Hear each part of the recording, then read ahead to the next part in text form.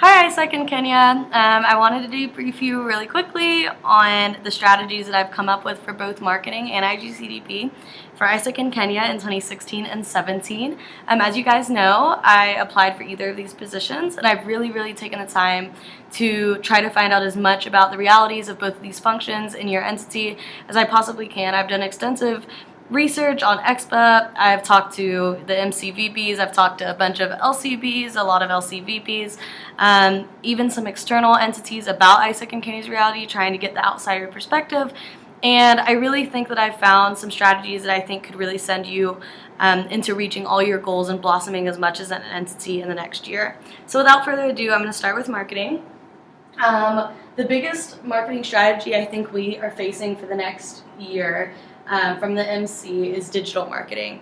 So 61% of people that are interested in a product go online first to check it out. So with that being said, our website is going to be the very first thing that people are going to be interested in when they go online to see us. The AIESEC in Kenya website is going to pop up. Right now, I don't think the AIESEC in Kenya website is very accessible. I think it's hard to maneuver. I don't think there's as much information on it as people like. I couldn't find as much information on it as I thought I would. So I think that needs to be revamped as well as made mobile friendly. I also think the Facebook pages need to happen more at an LC level. I know that you guys did a big project to bring all of your LC pages into one big AIESEC Kenya page, but I think that there's a lot of power in looking at the different realities, the different markets at every single individual LC and marketing to your audience that way. That gives you a cutting edge, way of getting involved with your university's audience, with your LC's audience, and making sure that you can give AIESEC to them in a way that they appreciate. I also think it helps, the LCs to have more power because AIESEC is a bottom-up organization. We want the LCs to have as much of a hand in every single part of the reality of AIESEC in Kenya as the MC. Next, I think issue and value-based campaigning is really important. I've seen a lot of success in this with my role in AIESEC in Pakistan as well as AIESEC in the US. Just really hitting on what AIESEC cares about, who we are, the changes we want to see in the world, the issues that we think are problems, and then saying, hey, if you care about this too, if you care about, India and Pakistan being friendly together, if you care about, the bombing that has happened in Lahore, if you care about any of these things, come be a part of AIESEC because we care about that too. Because there's anyone could send them on an exchange. There are tons of exchange organizations out there, but AIESEC is special for a reason, and we need to highlight that. Internal engagement and partnerships, basically keeping keeping AIESEC as internal as possible by connecting with a bunch of other external entities so that can better help, not only our brand name of AIESEC in Kenya, but also make us more relevant and help us to engage in better, more quality TNs from all over the world. National tracker that can be audited at any time to make sure no mess is happening, but keeps people in line with what needs to be happening. I don't see any tracking going on with AIESEC in Kenya's marketing right now, and I think that needs to change. Market analysis, so looking at those individual realities and making strategies that benefit them. ELD through forums and panels, so looking at Youth Speak, SDGs, AIESEC 2030, AIESEC 2020 and Kenya 2030. And then AIESEC for Kenya, so saying how AIESEC cares not only just about the whole world, but about Kenya specifically too. And then building our name brand with that.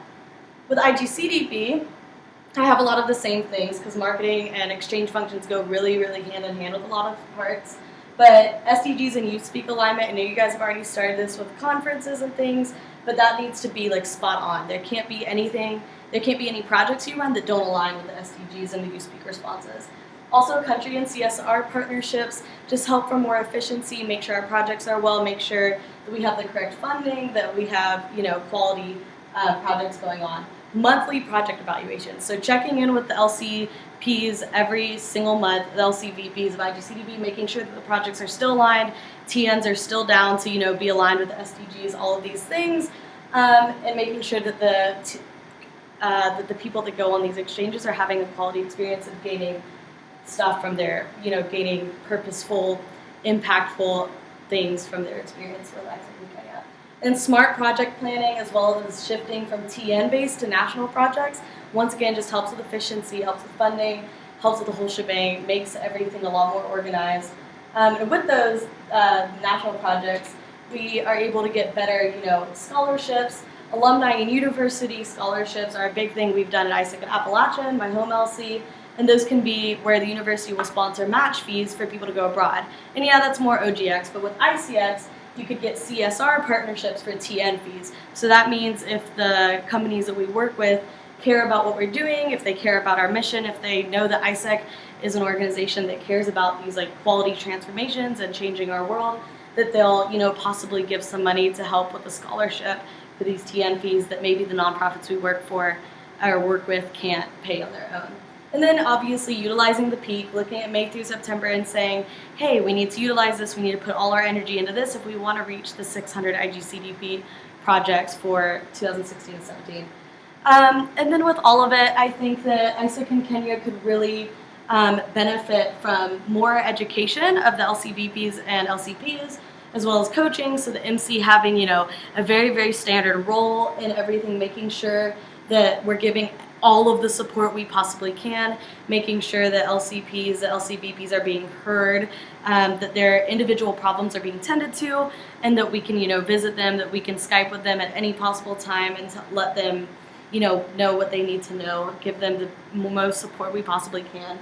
As well as utilizing Kenya 2030. I think that Kenya has a really specific role to play in the UN's goals and everything, because you have your own country's goals that align with AIESEC and with the UN.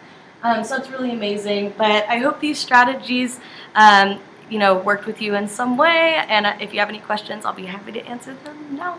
Thank you.